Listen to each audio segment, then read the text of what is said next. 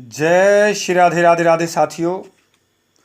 आज बहुत ही सुंदर प्रश्न पूछा है हमारे साथियों ने। आज साथियों मैं उसके प्रश्न का उत्तर देने के लिए जा रहा हूँ और वो प्रश्न इस प्रकार है कि साथियों कि बताइए जी, वृषभान जी किस जाति के थे, राधा किस जाति की थी, और आप हमें शास्त्र प्रमाण से पूरा बताने का प्रयास करें। आज जो समाज में एक बहुत बड़ा झूठ चल रहा है, उसे उजागर करने का प्रयास करें। तो साथियों आपने प्रश्न बहुत ही सुंदर पूछा है। आज हम शास्त्रों के प्रमाण से उस प्रश्न का उत्तर देने के लिए जा रहे हैं साथियों। इसलिए मैंने कैमरे को यहाँ पर शास्त्र में लगाया है और मैं आपको बताने के लिए जा रहा हूँ साथियों। अगर आप हमारे चैनल पर नए सब्सक्राइब नहीं किया तो कर लीजिए साथियों। इस वीडियो को देखने के पश्चात जितने भी आजकल जिनकी मूर्खता है और जिनको नहीं समझ पा रहा है, आज के बाद में मूर्खता करना छोड़ देंगे, या फिर अगर नहीं छोड़ते हैं तो भागवत का जो 7:4-27 जो श्लोक है उसके तहत उनका क्या परिणाम होगा यहाँ बताना ठीक नहीं लग रहा है, क्योंकि 7:4-27 है, उससे अगर नहीं समझ आता तो पढ़ लें भागवत में। इसके बाद साथियों मैं बताने के लिए जा रहा हूँ साथियों कि क्या क्या रहस्य है, कैसे कैसे है। तो साथियों यहाँ पर जो वृषभान जी की जाति के बारे में, अन्य के बारे में पूछा है, तो यहाँ एक श्लोक आता है जो सामने है, आप जो देख रहे हैं। वृषभान जी कौन थे? अगर इस तरीके से शास्त्रों के प्रमाण से कोई व्यक्ति 18 पुराणों से और 6 शास्त्रों से, वेद से, उपनिषद से जिस तरीके से प्रमाण लाएगा वही प्रमाण मान्य, अन्यथा नहीं।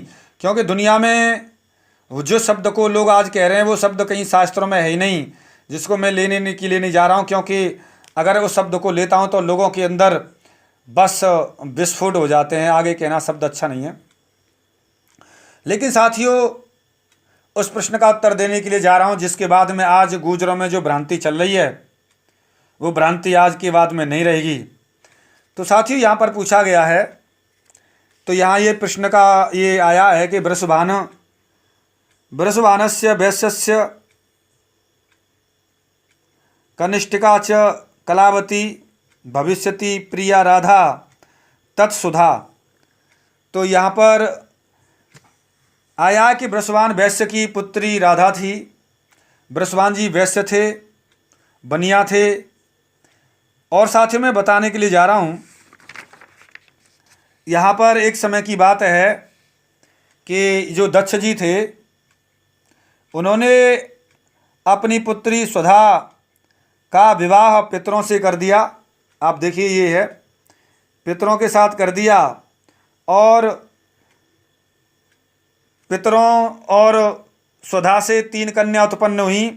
पहली का नाम मैना, दूसरी का नाम धन्या, तीसरी का नाम कलावती था। तीनों कन्याएं ये मानसी संतानें थीं। और साथियों में आगे चलता हूँ। एक समय की बात है, ये लिखा हुआ है, ये श्लोक जो आप देख रहे हैं, मैं इसको थोड़ा सा हाईलाइट करने का प्रयास करता हूँ। ये रहा, ये थोड़ा सा हाईलाइट करने का प्रयास किया मैंने, और चलो इससे कर देता हूँ और थोड़ा सा और ज़्यादा दिखाई देगा। चलिए जी, ये हो गया है ना। सुता ज्येष्ठा मध्या धन्या कलावती अंत्या एता सुता।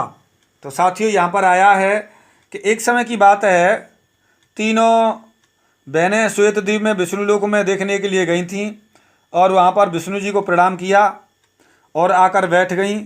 उसके बाद में वहाँ पर थोड़ी देर बाद में सनकादि जी आए थे, और सनकादि जी आने के पश्चात में तीनों बहनें सनकादि जी को देखकर, मुनियों को देखकर खड़ी नहीं हुई। ये लिखा हुआ है साथियों, ये जो है खड़ी नहीं हुई तीनों बहनें। और खड़ी नहीं हुई थी तो उनको देखकर बड़ा गुस्सा आया सनत कुमार जी को, और उन्होंने तीनों बहनों को शाप दिया। कहा कि सनत कुमार जी कह रहे हैं पितरों की ये 3 कन्याएं हैं, ये सद्ज्ञान से रहित हैं, वेद तत्व से शून्य हैं और घमंड में हैं। जाओ, इनको मैं शाप देता हूँ, स्वर्ग से निकल जाओ। ये लिखा हुआ है, तीनों बहनें स्वर्ग से निकल जाओ। और तीनों ही ज्ञान रहित होने के कारण तीनों ज्ञान रहित होने के कारण पुरुषों की स्त्रियां बनोगी, ये यहाँ पर श्राप दे दिया है।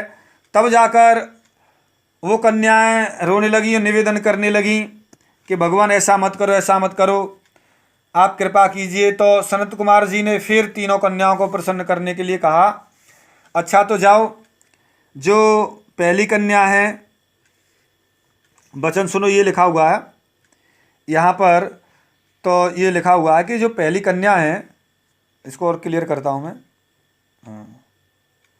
उसका हिमालय की स्त्री होगी, और हिमालय, और जो पहली कन्या है मैना, उससे पार्वती उत्पन्न होगी। दूसरी है, और दूसरी कन्या का विवाह जो धन्या है जनक जी की पत्नी बनेगी, और वह सीता जी की माता कहलाएगी।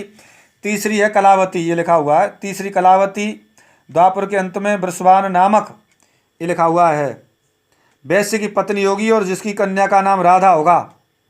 मेनका नामक योगिनी अपने पति था पार्वती से अच्छा वर प्राप्त करके, आगे और लिखा हुआ है। और ये यहाँ पर आप देखिए, तो कलावती वृषभान के साथ में विवाह करके राधा नामक कन्या को जन्म देकर गोलोक जाएगी। तो साथियों, ये इसका ये श्लोक है, ये लिखा हुआ है, वृषभानस्य वैश्यस्य कनिष्ठिका च कलावती भविष्यति प्रिया राधा तत्सुधा द्वापरांततः। तो ये वृषभान वैश्य की कनिष्ठिका जो पत्नी है, सबसे पत्नी बनेगी कलावती, और उससे राधा उत्पन्न होगी। तो साथियों, मैंने यहाँ बताने का प्रयास किया है कि वृषभान जी वैश्य थे, और वृषभान जी वैश्य थे, उनकी पुत्री राधा भी वैश्य हुई। और यहाँ पर आया है, सुता स्मृता सीता राम पत्नी भविष्यति, और यहाँ पर आगे देखिए कलावती, ये लिखा हुआ है, कलावती सुता राधा साक्षादो लोकः, साक्षात गोलोक और वासिनी। तो यहाँ पर और गुप्त स्नेह निबंधा, ये लिखिए, वासिनी गुप्त स्नेह निबंधा सा कृष्ण पत्नी भविष्यति, और राधा का विवाह कृष्ण जी से होगा, कृष्ण की पत्नी होंगी। तो साथियों, यहाँ पर मैंने बताने का प्रयास किया है कि राधा कौन थी, वृषभान जी कौन थे।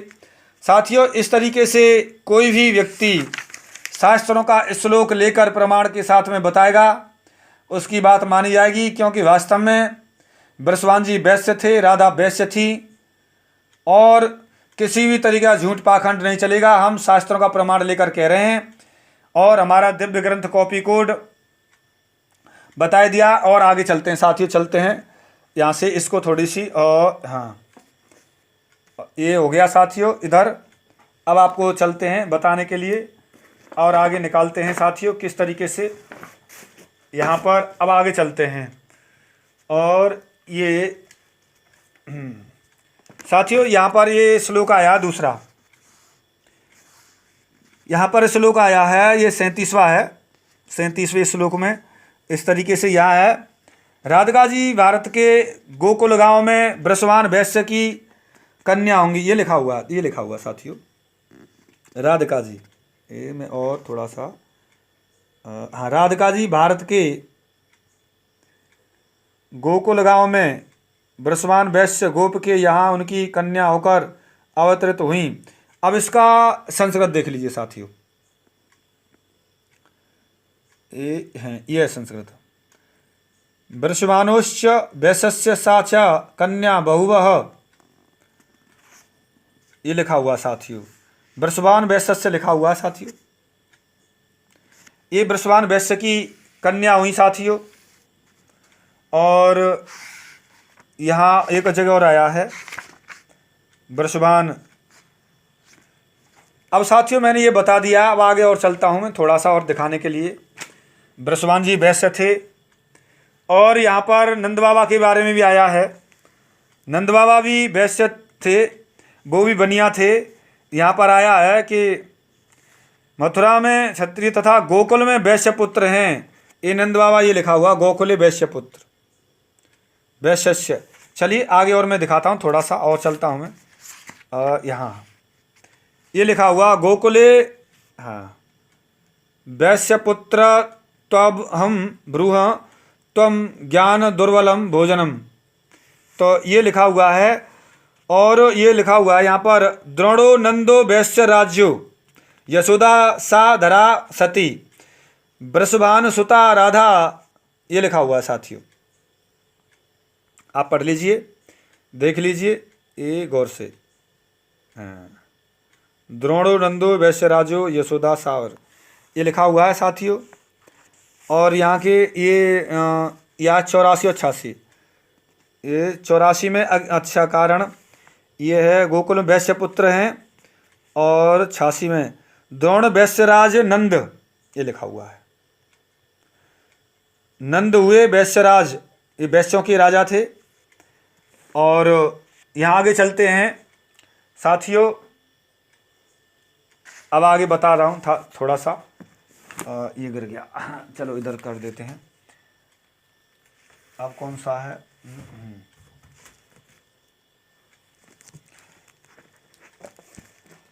यहाँ आया है नंद वैश्य के यहाँ भोजन करते हैं। ये नंद वैश्य आया वैश्य मंदिर है साथियों, श्लोक संख्या ये है। और आगे मैं दिखा देता हूँ, एक ये रहा साथियों। हाँ,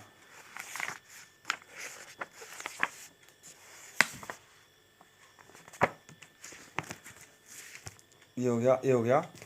तो साथियों मैंने ये पूरे प्रमाण के साथ में हर चीज़ बताई कि किस तरीके से, और नंद बाबा कौन थे, ब्रसवान जी कौन थे, क्या क्या प्रकरण था। और श्लोक संख्या आप देख लीजिए दोबारा। ये ब्रसवान जी वैश्य थे, नंद बाबा वैश्य थे। किसी को देखना है आकर मेरे शास्त्रों में देख सकते हैं प्रमाण के साथ में। और दिव्य ग्रंथ कॉपी कोड ये मैं थोड़ा सा N1 का और 41 से शुरुआत करते हैं।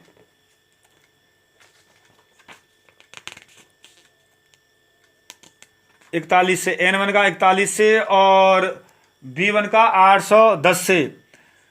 तो साथियों ये जितनी भी संकीर्णता हैं, जो भी मेरी वीडियो देख रहा है कमेंट कर सकते हैं, देख सकते हैं, श्लोक संख्या देख सकते हैं। अगर 18 पुराणों में किसी के पास में शास्त्रों में कहीं भी कोई चीज़ अगर संबंधित है ब्रसवान जी से तो लेकर आएँ, अन्यथा कोई चीज़ नहीं मानी जाएगी। श्लोक संख्या के प्रमाण के साथ में हमने हर चीज़ बताई है। और ये दिव्य ग्रंथ कॉपी कोड भी बता दिया है साथियों। और एक और बात बता देता हूँ कि शास्त्रों में गुर्जर नाम का कोई शब्द आज तक नहीं आया है। अगर किसी ने कोई देखा है, कहीं है सीधा सीधा लिखा हुआ है, तो साथियों जरूर श्लोक संख्या लाएं और बात करें। वास्तव में सच्चाई है, राधा रानी वैश्य थी, ब्रसवान जी वैश्य थे। समाज में किसी भी तरीके की अफवाह न फैलाएं, झूठ न फैलाएं, शास्त्रों को तोड़ मरोड़ कर न कहें, क्योंकि श्लोक संख्या 7427 के हिसाब से इसको कहने वाला व्यक्ति आज नहीं तो कल सर्वनाश को प्राप्त होगा। 7427 संख्या है, भागवत में कभी देख लेना। मुझे ज़्यादा कहना अच्छा नहीं लग रहा है साथियों, क्योंकि विनिष्ट हो जाएगा।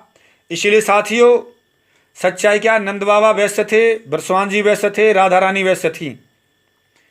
इसको कोई काट नहीं सकता है। सच्चाई है, ईमानदारी है, सारे शास्त्रों में लिखा हुआ है। मैंने एक एक संख्या, श्लोक संख्या और एक दो शास्त्रों से बताई है। बाकी शास्त्र बहुत कुछ हैं जिनको मैं बताना नहीं चाह रहा हूँ साथियों, क्योंकि उनको बताने से कोई फ़ायदा नहीं, समझ आएगा नहीं। तो साथियों मिलता हूँ मैं किसी एक विशेष गहरे रहस्य के साथ में। तब तक के लिए जय श्री राधे, राधे राधे, जय श्री राधे।